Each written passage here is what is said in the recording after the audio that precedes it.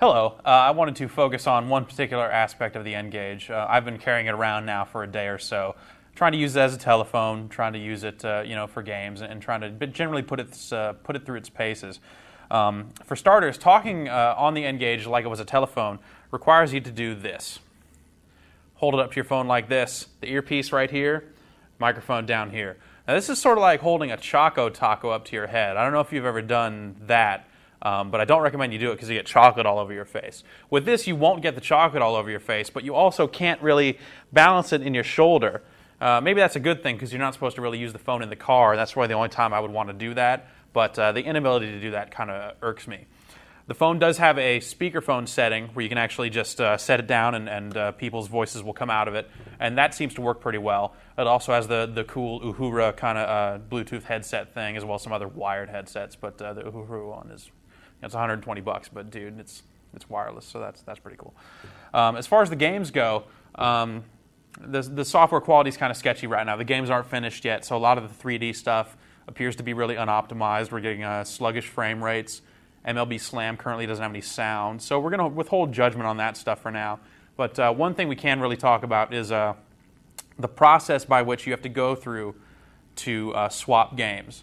Now, there's been a lot of stink made about this so far. You have to basically field strip your N-Gage to change games. And what we're going to do right now is show you what it would take. You take the back of the case off. Then you're left with the battery. You take the battery out.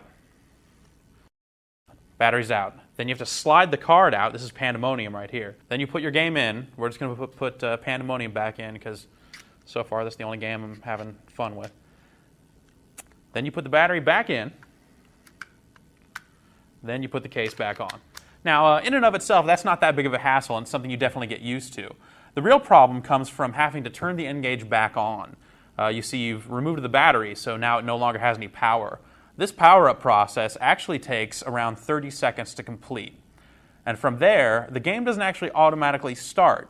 You have to go all the way into the main menu, use the D-pad here, the rocker, they're calling it.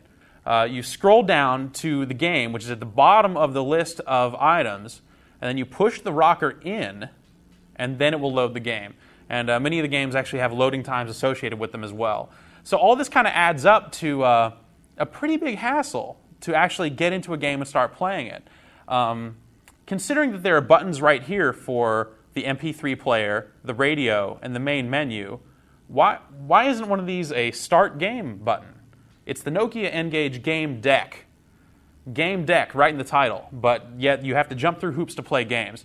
That doesn't really make a whole lot of sense to me, especially when you consider something as pretty pointless as an FM radio. I don't know about you guys, but I'm pretty much done with the radio. Radio stations, particularly here in San Francisco, not playing music that I want to listen to. I'd gather that many people in the 20 to mid-20 demographic that Nokia is chasing with this thing are probably pretty fed up with the radio as well. So why not put the radio? The radio is actually on the menu, so you can get to it that way. Why isn't this just a Start Game button? It could have just started the game, and then you could be playing. That's pretty much my main beef with the unit. For something that they're trying to pitch as a game system, it just doesn't seem very convenient to actually play the games on it.